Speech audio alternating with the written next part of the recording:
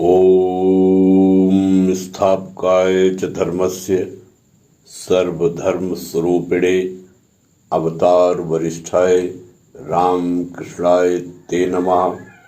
जय ठाकुर, जय मां। ओम शिव शिव शिव। भैरवी ब्राह्मणी का आगमन।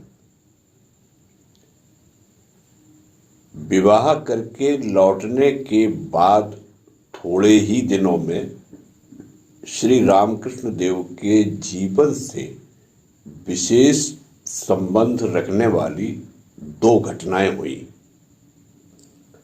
सन 1861 के आरंभ में रानी रासमणी संग्रहणी रोग से बीमार पड़ी।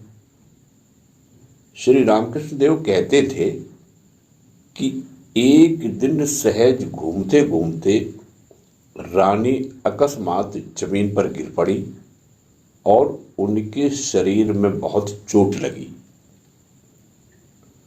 उसी दिन उनको बहुत तेज ज्वर भी आ गया।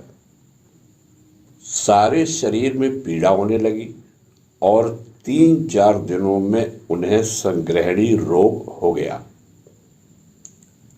हम कह चुके हैं कि दक्षिणेश्वर का काली मंदिर तैयार होने पर उसमें तारीख 31 मई सन 1855 के दिन श्री जगदम्बा की प्राण प्रतिष्ठा हुई।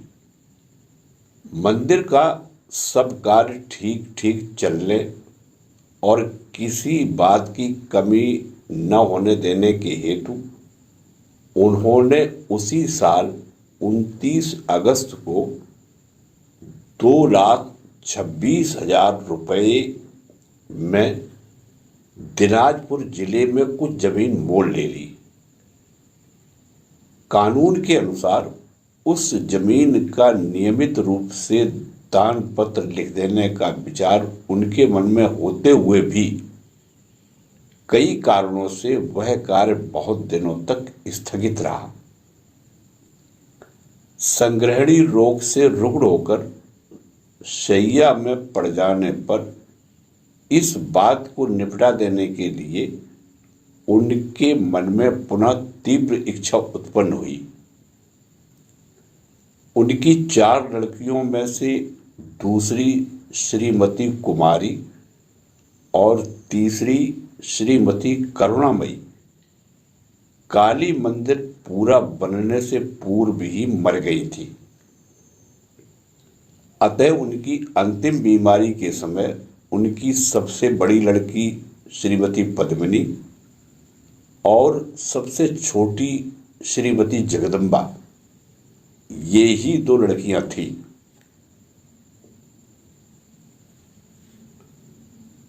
दान पत्र तैयार हो जाने के बाद इस संपत्ति के संबंध में आगे चलकर कोई झगड़े न खड़े हों, इस उद्देश्य से रानी ने यह दान पत्र हमें स्वीकार है, इस आशय का सम्मति पत्र लिखाकर उस पर अपनी दोनों लड़कियों से हस्ताक्षर कर देने के लिए कहा। जगदम्बा दासी ने तो हस्ताक्षर कर दिया, परंतु बड़ी लड़की पद्मिनी ने इनकार कर दिया। इस कारण मृत्यु शैया पर भी रानी के चित्त को शांति नहीं मिली। अंत में रानी ने श्री जगदम्बा की इच्छा पर निर्भर होकर अपने चित्त का समाधान करते हुए तारीख 18 फरवरी 1861 के दिन दान पत्र पर स्वयं अपने हस्ताक्षर कर दिए। दूसरे ही दिन अर्थात तारीख 19 फरवरी को उनका रोग बढ़ गया और उसी दिन उनका स्वर्गवास हो गया। श्री रामकृष्ण देव कहते थे, अंतिम दिनों में रानी रासमणी गंगा के किनारे अपने निवास गृह में रहने के लिए आ गई थी।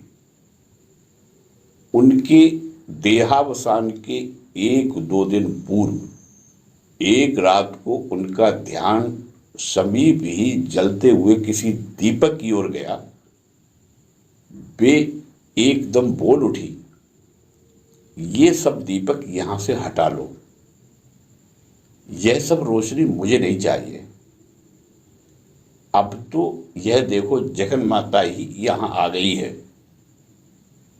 उनके शरीर की प्रभा को देखो, वह प्रभा कैसी चारों ओर फैली हुई है।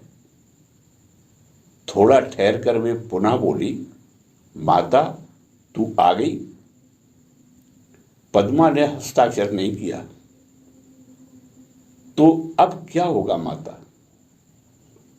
इससे ऐसा दिखता है कि उनके मन पर रोग की अपेक्षा इस चिंता का ही परिणाम अधिक हुआ।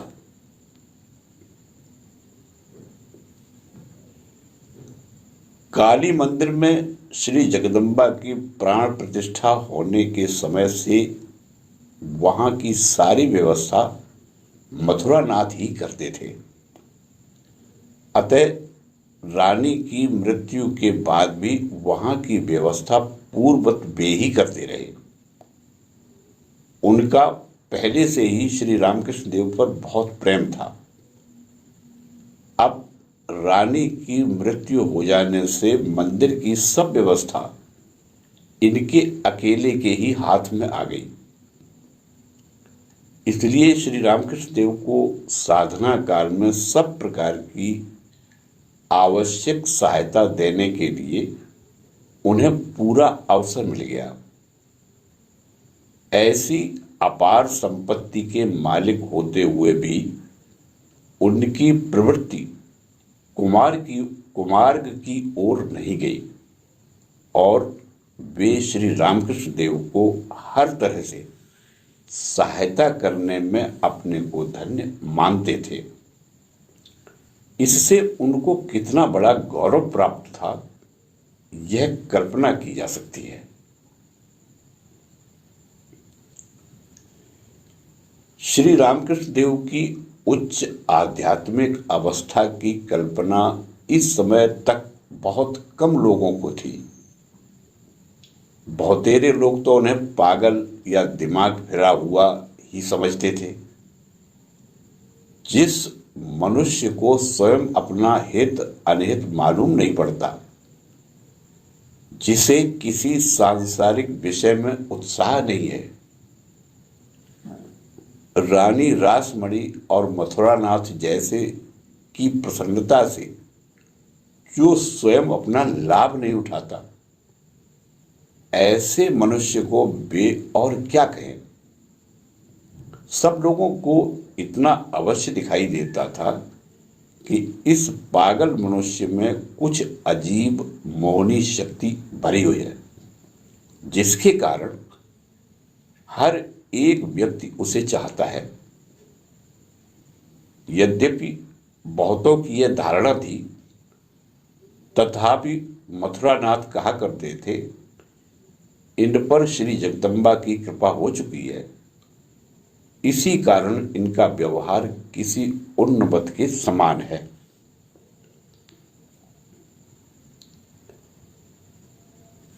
रानी रासमणी के निधन के बाद शीघ्र ही श्री रामकृष्ण देव के जीवन में अत्यंत महत्व की एक और घटना हुई। उस समय दक्षिणेश्वर में काली मंदिर के अहाते में पश्चिम की ओर गंगा के किनारे एक सुंदर फुलवाड़ी थी। उस फुलवाड़ी में अनेक प्रकार के फूल के पौधे थे, जिनकी सुगंध से दसों दिशाएं सुरभित होती थी। इस फुलवाड़ी में श्री रामकृष्ण देव नित्य नियम से जाते थे और श्री जगदम्बा के हार के लिए फूल इकट्ठे करते थे। इस फुलवाड़ी से ही गंगा जी में उतरने के लिए सीढ़ियां बनाई गई थी। पास ही औरतों के लिए एक अलग घाट बंधा हुआ था। उस घाट पर बकुल का एक बड़ा वृक्ष था। इस कारण उस घाट को बकुलतला घाट कहते थे। एक दिन प्रातःकाल फूल तोड़ते समय श्री रामकृष्ण देव को बकुलतला घाट की ओर एक नौका आती हुई दिखाई दी। वह नौका घाट के पास आकर रुक गई। उसमें से पुस्तकों आदि की एक गठरी हाथ में लिए हुए एक स्त्री उतरी और दक्षिणी घाट पर के घरों की ओर जाने लगी। उस स्त्री के केश लंबे और खुले हुए थे। उसका वेश भैरवी का सा और उसके वस्त्र गेरुए रंग के थे। उसकी आयु लगभग 40 वर्ष की थी, पर उसका रूप इतना अलौकिक था कि इतनी प्रौढ़ अवस्था की किसी को मालूम नहीं पड़ती थी। उसका दर्शन होते ही श्री रामकृष्ण देव को मानो वह कोई अपनी आत्मीय या स्वजन सी मालूम होने लगी। वे तुरंत ही अपने कमरे में लौट आए और हृदय से बोले, हृदय, उस घाट पर अभी एक भैरवी आई है, जा उसे इधर ले आ। हृदय बोला, पर मामा, वह स्त्री बिना जान पहचान की है, उसे बुलाने से वह व्यर्थ ही इधर कैसे आएगी। श्री रामकृष्ण देव बोले, उससे कहो कि मैंने बुलाया है, तब वह आ जाएगी। उस अनजान सन्यासिनी से भेंट करने का अपने मामा का आग्रह देखकर हृदय को बड़ा अचरज हुआ, पर वह करे क्या। मामा की आज्ञा माननी ही थी, इसलिए वह उस घाट पर तुरंत ही गया और उस भैरवी से कहा, मेरे मामा बड़े ईश्वर भक्त हैं, उन्होंने तुम्हारा दर्शन लेने के लिए तुम्हें बुलाया है। यह सुनते ही वह सन्यासिनी हृदय से एक भी प्रश्न किए बिना उठ खड़ी हुई और उसके साथ आने के लिए चल पड़ी। यह देखकर हृदय के आश्चर्य की सीमा नहीं रही।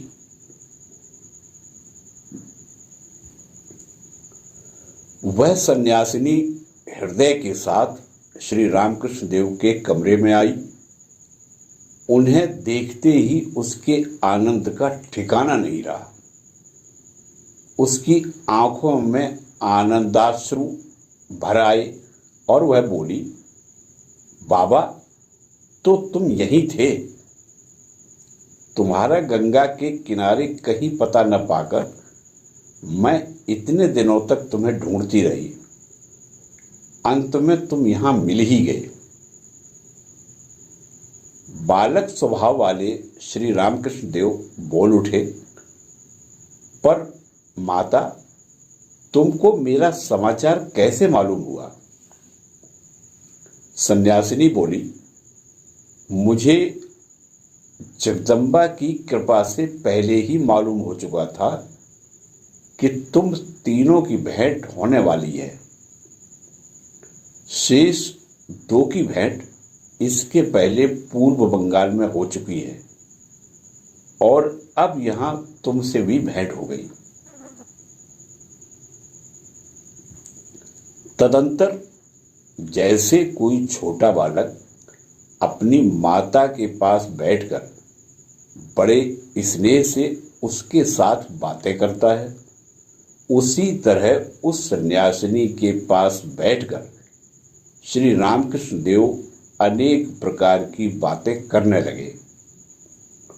उन्हें कौन कौन से अलौकिक दर्शन प्राप्त हुए, ईश्वर चिंतन से उनका बाह्य ज्ञान किस तरह नष्ट हो जाता है, उनके शरीर में कैसे निरंतर दाह होता है, उनकी नींद कैसे उचट गई है आदि सभी बातें वे दिल खोलकर उससे कहने लगे और पूछने लगे कि मेरी ऐसी अवस्था क्यों हुई। माता, मैं क्या सचमुच पागल हो गया हूं? और क्या जगदम्बा की अंतःकरण पूर्वक भक्ति करने से मुझे सचमुच कोई रोग हो गया है? श्री रामकृष्ण देव के मुख से ये सारी बातें सुनकर उसका अंतःकरण आनंद से खिल रहा था। श्री रामकृष्ण देव की बात समाप्त होने पर वह बड़े स्नेह के साथ उनसे बोली, बाबा, तुम्हें कौन पागल कहता है? यह पागलपन नहीं है, यह तो महाभाव है। इसी के कारण तुम्हारी ऐसी अवस्था हुई है। क्या इस अवस्था को समझना भी किसी के लिए संभव है? इसी कारण वे बेचारे तुमको पागल कहते हैं। ऐसी अवस्था हुई थी एक तो श्रीमती राधिका की और दूसरे श्री चैतन्य महाप्रभु की। ये सब बातें भक्ति शास्त्र में हैं। मेरे पास वे सब पोथियां हैं। उनमें से मैं तुम्हें दिखा दूंगी कि जो कोई पूर्ण अंतःकरण पूर्वक ईश्वर की भक्ति करते हैं उनकी ही ऐसी अवस्था होती है। हृदय पास ही खड़े थे। वे उन दोनों का सारा संवाद सुनकर और उनका बिल्कुल परिचित मनुष्यों के समान पारस्परिक व्यवहार देखकर दंग रह गए। इस प्रकार बड़े आनंद में कुछ समय बीतने के बाद बहुत विलंब हुआ जानकर श्री रामकृष्ण देव ने देवी का प्रसाद, फल, मिठाई आदि मंगाकर उस सन्यासिनी को दिया और उसने उसमें से कुछ अंश ग्रहण किया। श्री रामकृष्ण देव ने उसके साथ घूमकर उसे सब मंदिर दिखलाया। देव दर्शन और फलाहार हो जाने के बाद उसने अपने मुख में रखी हुई रघुवीर शिला के नैवेद्य के लिए कोठी से सीधा लेकर स्नान आदि से निवृत्त होकर पंचवटी के नीचे रसोई बनाना आरंभ किया। भोजन बन जाने पर उसने पहले मुख से श्री रघुवीर शिला को निकाला और उसके सामने नैवेद्य की थाली परोसकर आप ध्यानस्थ होकर बैठ गई। उस ध्यान में उसे एक अपूर्व दर्शन प्राप्त हुआ जिससे उसे समाधि लग गई। उसकी आंखों से प्रेमाश्रु धारा बहने लगी और उसका बाह्य ज्ञान बिल्कुल नष्ट हो गया। उसी समय इधर श्री रामकृष्ण देव को अपने कमरे में ही बैठे बैठे पंचवटी की ओर जाने की अति उत्कट इच्छा हुई। जब वे उठकर पंचवटी की ओर जा रहे थे तो रास्ते में ही उन्हें भावावस्था प्राप्त हो गई। वे उसी अवस्था में ही वहां पहुंचे और अपने कार्य का बिल्कुल भान न होते हुए वे उस रघुवीर शिला के सामने के नैवेद्य को खाने लगे। जब कुछ समय के बाद ब्राह्मणी की समाधि उतरी तब श्री रामकृष्ण देव को भावावेश में यह कार्य करते देख वह विस्मय और आनंद से रोमांचित हो उठी। कुछ समय के पश्चात श्री रामकृष्ण देव को भी होश होने पर तथा अपने द्वारा यह कार्य हुआ देखकर उन्हें भी आश्चर्य होने लगा। वे बोले, यह विचित्र कार्य मेरे हाथ से कैसे हो गया? यह मेरी भी कुछ समझ में नहीं आता। यह सुनकर ब्राह्मणी उन्हें माता के समान धीरज देती हुई बोली, बाबा, तुमने ठीक किया। यह काम तुमने नहीं किया, पर तुम में जो कोई है उसने किया। मैं अभी ध्यानस्थ बैठी हुई जो कुछ देख रही थी, उससे यह कार्य किसने किया और क्यों किया, यह मैं पूर्ण रीति से जान गई हूं। मुझे अब पूर्ववत पूजा करने की आवश्यकता नहीं रही। इतने दिनों तक मैंने जो पूजा की वह सब आज सार्थक हो गई। यह कहते हुए उस ब्राह्मणी ने बिना किसी संकोच के श्री रामकृष्ण देव की थाली में से बचे हुए अन्न को देव प्रसाद जानकर खा लिया। श्री रामकृष्ण देव के शरीर में श्री रघुवीर का प्रत्यक्ष आविर्भाव देखकर उस ब्राह्मणी का अंतःकरण भक्ति और प्रेम से पूर्ण हो गया। उसका गला भर आया और आंखों से आनंदाश्रु बहने लगे।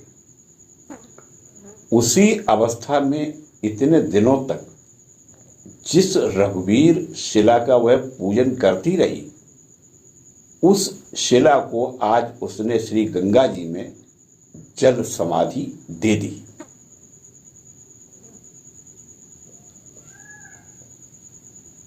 उन दोनों में पहले दिन ही जो प्रेम और वात्सल्य भाव उत्पन्न हुआ था वह दिनों दिन बढ़ता गया और वह ब्राह्मणी भी दक्षिणेश्वर में ही रहने लगी।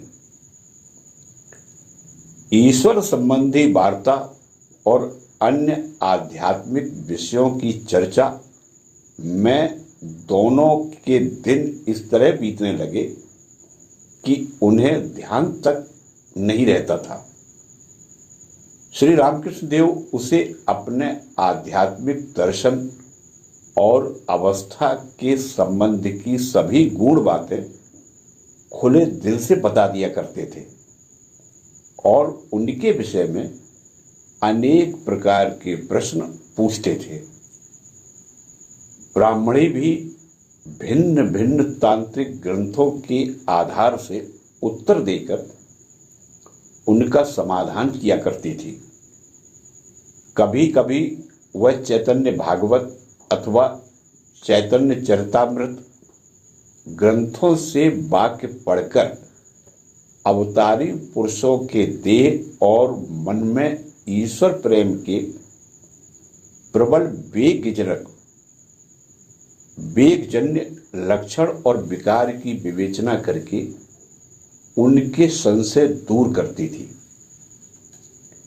इस प्रकार पंचवटी में दिव्य आनंद का स्रोत उमड़ पड़ा था। इस दिव्य आनंद में 6-7 दिन बीत जाने पर तीक्ष्ण दृष्टि संपन्न श्री रामकृष्ण देव के मन में यह बात आई कि यद्यपि ब्राह्मणी में तिर मात्र भी दोष की संभावना नहीं है, तथापि इसको इस स्थान में रखना उचित नहीं है। काम और कांचन में आसक्त लोग इस पवित्र सन्यासिनी के विषय में कुछ न कुछ शंका करने लगेंगे और यह सोचकर उन्होंने ब्राह्मणी से यह बात प्रकट भी कर दी। ब्राह्मणी को भी उनका कहना ठीक दिखा। वह पास के ही किसी गांव में रहकर श्री रामकृष्ण देव की भेंट के लिए प्रतिदिन आने का निश्चय करके उसी दिन अपना डेरा डंडा दक्षिणेश्वर से उठाकर समीप ही दक्षिणेश्वर ग्राम के देवमंडल घाट पर ले गई। उस ग्राम के सीधे साधे, भोले भाले और धर्मनिष्ठ लोगों को ब्राह्मणी अपने अलौकिक गुणों के कारण शीघ्र ही प्रिय हो गई। वहां उसके रहने तथा भिक्षा की ठीक ठीक व्यवस्था भी हो गई। वह नित्य नियम से श्री रामकृष्ण देव के पास जाने लगी। वह अपनी पहचान की स्त्रियों से भिक्षा में अनेक प्रकार के भोज्य पदार्थ मांगकर अपने साथ ले जाती थी और अत्यंत वात्सल्य भाव से श्री रामकृष्ण देव को खिलाया करती थी। कहते हैं कि उस घाट पर रहते समय उसका अंतःकरण वात्सल्य भाव से भर आता था। उस अवस्था में वह हाथ में मक्खन का गोला लेकर गोपाल गोपाल करती हुई जोर से चिल्लाती थी। उसी समय इधर श्री रामकृष्ण देव को भी ब्राह्मणी से भेंट करने की अत्यंत उत्कट इच्छा होती थी। कहते हैं कि उस समय जैसे कोई छोटा बालक अपनी माता के पास दौड़ा चला जाता है, उसी तरह श्री रामकृष्ण देव उसकी ओर दौड़ते चले जाते थे और उसके हाथ से वह मक्खन खा लेते थे। श्री रामकृष्ण देव कहते थे कि उसके खुले हुए केश और वात्सल्य भाव से उत्पन्न हुई व्योहल अवस्था को देखकर लोगों को यह मालूम होता था कि यह स्त्री गोपाल विरह से व्याकुल नंद रानी यशोदा तो नहीं है। श्री रामकृष्ण देव के मुख से उनके आध्यात्मिक अनुभव और अवस्था को सुनकर ब्राह्मणी को निश्चय हो गया कि यह सब अवस्था असाधारण ईश्वर प्रेम के कारण ही उत्पन्न हुई है। ईश्वर की बातें करते समय श्री रामकृष्ण देव को जो आनंद आता था, उन्हें जो अपनी देह की सुधि भी नहीं रहती थी, यह सब प्रत्यक्ष देखकर उसे निसंदेह मालूम हो गया कि ये कोई सामान्य साधक नहीं है। उसे जीवों के उद्धार के लिए चैतन्य देव का पुनः अवतार होने का बारंबार स्मरण होने लगा, जैसा श्री चैतन्य चरितामृत और श्री चैतन्य भागवत ग्रंथों में लिखा हुआ है। चैतन्य देव के आचार व्यवहार के विषय में उसने उन ग्रंथों में जो कुछ पढ़ा था, वह सब श्री रामकृष्ण देव में सांगोपांग मिलते हुए देखकर उसे आश्चर्य और समाधान भी हुआ। चैतन्य देव का शारीरिक दाह और उनकी अलौकिक क्षुधा जिन सरल उपायों से दूर होने की बात उन ग्रंथों में वर्णित है, उन्हीं उपायों को उसने श्री रामकृष्ण देव पर आजमाया और अचरज की बात यह है कि उनसे उन्हें तत्काल लाभ भी हुआ। इन सब बातों से उसकी पूर्ण धारणा हो गई कि इस समय श्री चैतन्य और नित्यानंद दोनों ही ने एक ही शरीर में अवतार लिया है। हम पीछे कह आए हैं कि सिउड़ गांव को जाते समय श्री रामकृष्ण देव को जो विचित्र दर्शन हुआ था, उसे उन्हीं के मुंह से सुनकर ब्राह्मणी बोली, इस समय नित्यानंद और चैतन्य का अवतार एक ही देह में हुआ है। यह ब्राह्मणी संसार की किसी भी बात के लिए किसी पर अवलंबित नहीं थी। अतः उसे किसी की प्रसन्नता या अप्रसन्नता की परवाह करने का कोई कारण नहीं था। इसलिए उसे श्री रामकृष्ण देव के संबंध में अपनी स्पष्ट धारणा किसी के भी पास बतला देने में बिल्कुल संकोच नहीं होता था। उसने श्री रामकृष्ण देव के बारे में अपनी राय पहले उन्हीं को, बाद में हृदय को बतला दी। जो कोई भी पूछता था उससे वह अपना मत स्पष्ट प्रकट कर देती थी। एक दिन श्री रामकृष्ण देव और मथुर बाबू दोनों पंचवटी में बैठे थे। हृदय भी समीप ही था। बातें करते करते श्री रामकृष्ण देव ने अपने संबंध में ब्राह्मणी का जो कहना था वह मथुर बाबू को भी बतला दिया। वे बोले, वह कहती है कि अवतारी पुरुषों के जो लक्षण होते हैं वे सब तुम में है। उसने कितने ही शास्त्रों का अध्ययन किया है और वे सब पोथियां भी उसके पास हैं।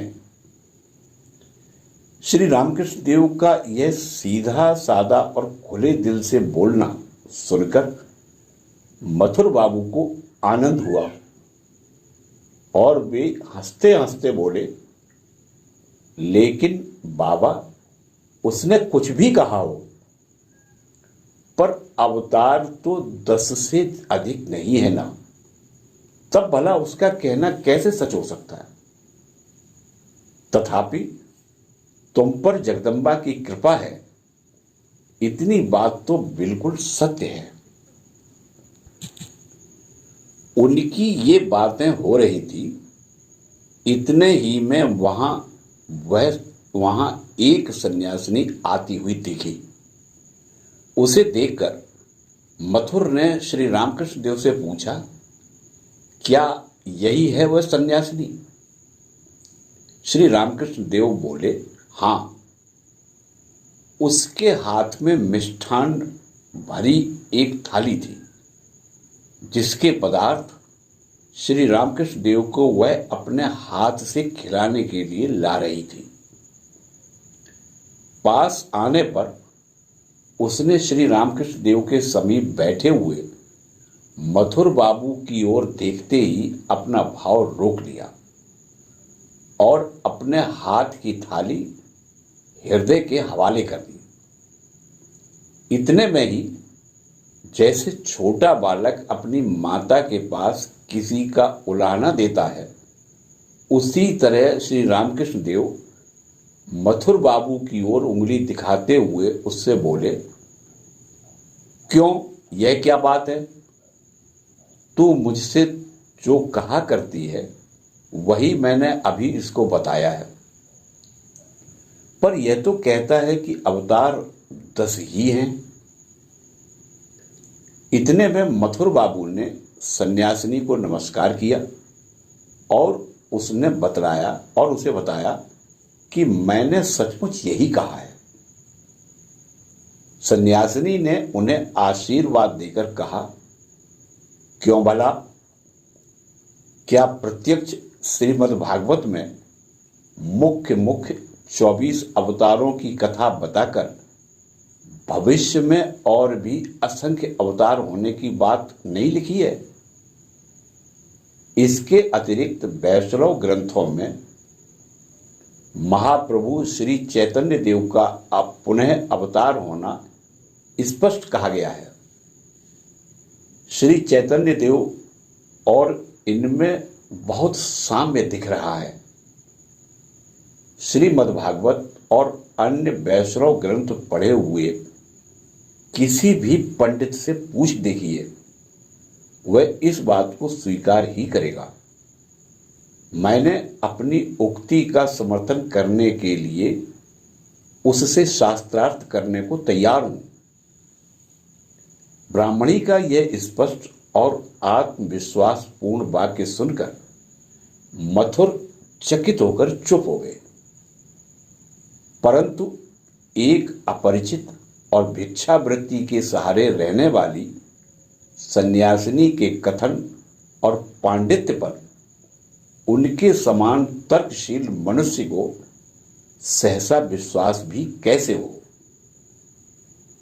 उन्हें भास हुआ कि जैसे हाल ही में एक वैद्यराज भी उन्हें महापुरुष कह गए थे, वैसे ही वह सन्यासिनी भी कहती होगी। तो भी ब्राह्मणी के कहने में उन्हें बहुत कुतूहल दिख पड़ा। तब मथुर बाबू ने श्री रामकृष्ण देव के भी आग्रह से सन्यासिनी के कहने के अनुसार पंडितों की एक सभा बुलाने का निश्चय किया।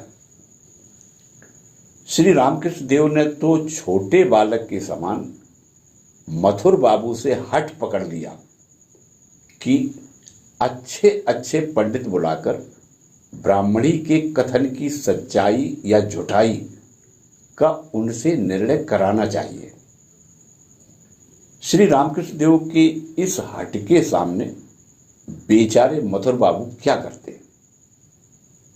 सब प्रकार की अनुकूलता रहते हुए जैसे कोई प्रेमी पिता अपने इकलौते लड़के का लाड़ प्यार पूरा करने में आनंद और स्वयं को धन्य मानता है, वही स्थिति वही अवस्था मथुर बाबू की थी। शीघ्र ही उन्होंने बड़े उत्साह से पंडितों की एक सभा बुलाई। इस आमंत्रित पंडित समाज में वैष्णव चरण प्रमुख थे। वैष्णव चरण की कीर्ति श्रीमद्भागवत की कथा का अत्यंत सुंदर रीति से प्रवचन करने के कारण चारों ओर फैली हुई थी। वैष्णव चरण केवल पंडित ही नहीं थे, वरन वे भक्त और साधक भी थे। अपनी ईश्वर भक्ति और शास्त्र ज्ञान, विशेषता भक्ति शास्त्र के ज्ञान के कारण वे उस समय के वैष्णव समाज के एक प्रधान नेता गिने जाते थे और उनकी दृष्टि से वैष्णव समाज में उनका मान भी था।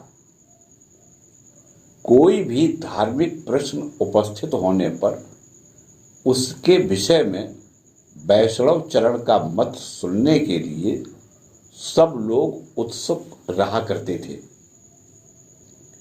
वैसे ही अनेक भक्त साधक भी उन्हीं के बताए हुए मार्ग से साधन भजन किया करते थे। कोई कोई कहते हैं कि वैष्णव चरण का परिचय मथुर बाबू से प्रथम ब्राह्मणी ने ही कराया था और उन्हें निमंत्रण देने के लिए कहा था। चाहे जैसा भी हो, सभा के लिए वैष्णव चरण को मथुर बाबू ने बुलवाया जरूर था। सभा का दिन आया। वैष्णव चरण तथा अन्य पंडितगण सभा में पधारे।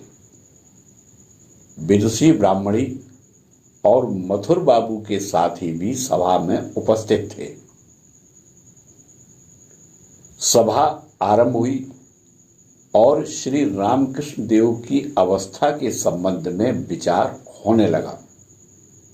ब्राह्मणी ने श्री रामकृष्ण देव की अवस्था के विषय में लोगों के मुंह से जो सुना था और स्वयं जो कुछ देखा था, उन सब का उल्लेख करते हुए पूर्वकालीन महान भगवत भक्तों की जो अवस्था भक्ति शास्त्रों में वर्णित है, उसकी और श्री रामकृष्ण देव की वर्तमान अवस्था की बिल्कुल समानता बतलाकर अपना मत प्रकट किया और वह वैष्णव चरण की ओर लक्ष्य करती हुई बोली, यदि आपका इस विषय में भिन्न मत है तो उसका कारण मुझे विस्तार पूर्वक बतलाइए। अपने लड़के का पक्ष लेकर माता जिस तरह दूसरों से लड़ने के लिए तैयार हो जाती है, वही भाव आज ब्राह्मणी का था। आज जिनके संबंध में वह सारा वाद विवाद हो रहा था, वे श्री रामकृष्ण देव क्या कर रहे थे? हमारी आंखों के सामने उनका उस समय का चित्र स्पष्ट दिख रहा था।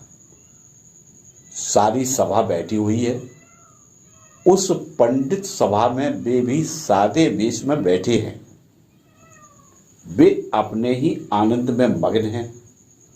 उनके मुख पर मृदु हास्य झलक रहा है।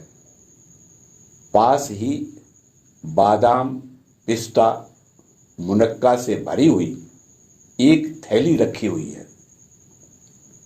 उसमें से एक आध दाना निकालकर वे बीच बीच में अपने मुंह में डाल लेते हैं और सारा संवाद ऐसे ध्यान से सुन रहे हैं मानो यह विवाद किसी दूसरे ही मनुष्य के संबंध में हो रहा हो। बीच में ही वे श्री वैष्णव चरण को स्पर्श करके अपनी किसी विशेष अवस्था के विषय में, यह देखिए मुझे ऐसा ऐसा होता है, आदि वर्णन करके बतला रहे हैं।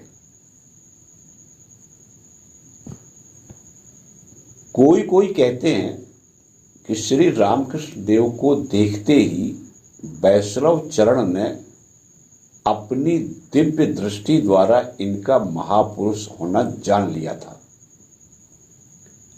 परंतु ऐसा हो या न हो, श्री रामकृष्ण देव की अवस्था के संबंध में ब्राह्मणी ने जो विवेचन किया वह उन्हें पूर्णतः जच गया और उन्होंने भरी सभा में अपना मत भी उसी प्रकार प्रकट कर दिया।